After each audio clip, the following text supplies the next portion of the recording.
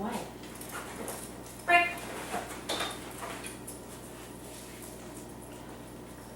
So I have Milo, this little white guy over here, and he's actually a little intimidated by Ethan. Ethan's a very exuberant breeder, and so he tends to barge into other dogs' space. And Milo tends to be a little bit more concerned about dogs he's not very familiar with. Now, since I want these two dogs to get along, I'm going to go through some common exercises that I work on with dogs. My goal isn't necessarily for them to be friends, so it's not for them to want to interact or play together. It's that when they are in the same room, they are comfortable even if they're not interacting. There's no tension, there's no fear, they're just coexisting. That's okay, they don't have to be friends. Now, how I'm going to go about that is I'm going to start off by building good feelings and calm, controlled obedience. Now, if you'll notice, Ethan is on his leash. He is also wearing his training collar, and that's because he's used to it, and I know he'll respond really quickly, and I can keep everything nice and calm and controlled. Milo is also tethered. The reason why Milo is tethered is it's very hard to control a situation if I'm working with Ethan and Milo comes running up to him. So Milo is tethered on a 6-foot leash over there, and I have Ethan over here. Now, I'm going to start off by making a good association so that when they're around each other, they get things. I'm mostly going to be focused on Ethan, but you want to also make sure Milo gets something when you're doing this exercise at home. I have my treat pouch, which mostly has his kibble in it. He's used to working for his food, but I threw in some beef lung in there. The reason why I added beef lung was I want to make this a good experience, and we all know that food makes everyone happier. It does. Like when you get stressed out, you eat. It makes you feel better, right? So we're going to do the same thing. I'm going to make Ethan think that when he's in the presence of Milo, good things happen. Milo's eating a column with some peanut butter in it, which only happens in the presence of Ethan. So right now they're making that association. All right, so my first thing is I want to be the most interesting thing in the room. Normally I would add toys, but Ethan gets so distracted by the ball that there may not be any getting it back. So I'm just going to move around and reward him for engaging with me. You'll notice I'll be doing both luring and rewarding. Luring is when you take the food, break, break, good boy. When you take the food and it's actually up near his nose. So he knows it's there and he's working for the food that's present. Whereas rewarding is, the food is not available until the desired behavior happens, then the reward happens. Right. So I'm just going to move around with him because we can move around with him a little bit. Good. I'm very interesting. Come here. Yeah, good boy. And I just want him to focus on me. Come here. Even though, good, yes, good boy. Milo's right there. Come here. Yes, good job. And I'm marking and rewarding behavior right here that involves him focusing on me. Yes, instead of him focusing on Milo. That's right. Now, one of the things I am doing is if he looks at Milo, I'll mark it. Once he hears yes, he knows he's getting a piece of food. What a good boy. There you go. So if he looks at Milo, yes, I'm rewarding his set. He looks at Milo, I'll mark it, and then he knows he's getting a food reward, so he looks away. My next step, improving on that, is marking when he looks back away from Milo. I don't want him staring at Milo. Yes. So that time he looked over, he glanced at Milo, and he looked away. If you notice, he's very calm and relaxed. Boy, stay right there. Nope. Sit. Good. Bye-bye. Good job. Good. I would also normally play with the dog so that he's running past and coming for.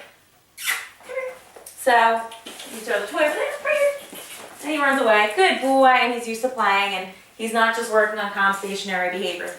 Touch. Yes. Easy commands that I already know he knows. Touch. Yes, good boy.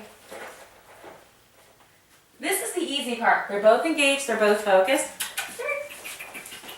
Yeah, but I want to start off with setting them up for success. Good, yeah, good job. That's right. Good boy. These sessions are short. Now, normally I recommend doing this for a couple minutes, but I'm going to move on to the next part. Once you're making enough of an association that walking away from Milo, walking past Milo, and ignoring Milo are all good things, then you're going to become boring. I'm not entertaining him. He's not the center of attention. And so I'm not the most interesting thing in the room. Milo will be.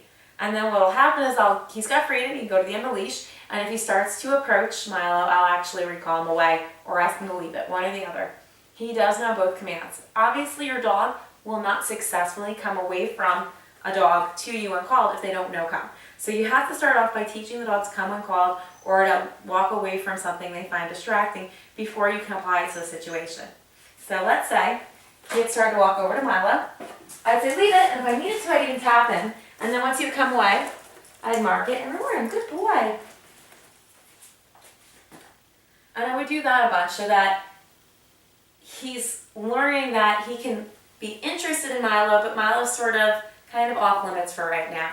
Now, the leash is here to stop him from going all the way over to Milo, because I know Milo will be uncomfortable and he'll actually snap at him.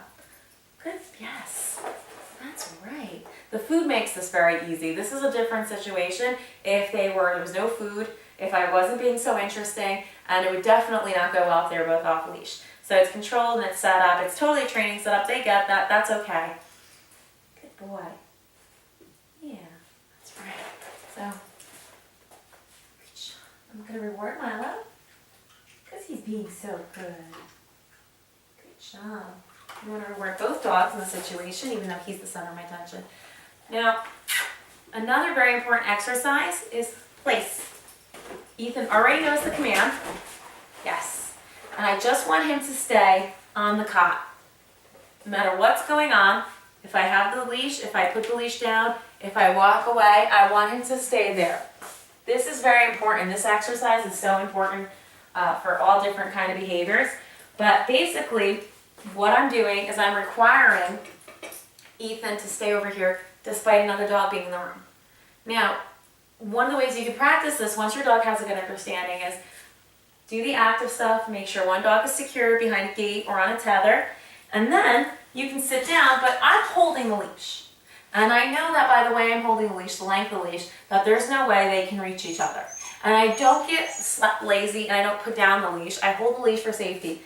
And I'll expect them to stay there, working my way up to probably a couple of hours. But in the beginning, we're going to do short sessions, keep it easy on both dogs. As I get really good at this, I will then increase the length of the sessions. Good boy. Yes. Being sure to reward dogs. Good boy. Break. Later on, when they are comfortable with each other, I can start to phase out the food, phase out playtime, and if I need to, use physical corrections to back up them ignoring each other. I don't want to start off by yanking them away because I don't want them to think that they're going to get corrected a lot in the presence of each other. You know, if you reward behavior that you like, they're much more likely to repeat that behavior because it works for them. In this case, it works for getting food. Good boy. That's right. Keep these sessions short, keep them on leash, keep them upbeat, and when you're ready to end the training session, upbeat tone, come on, let's go, and walk out of the room.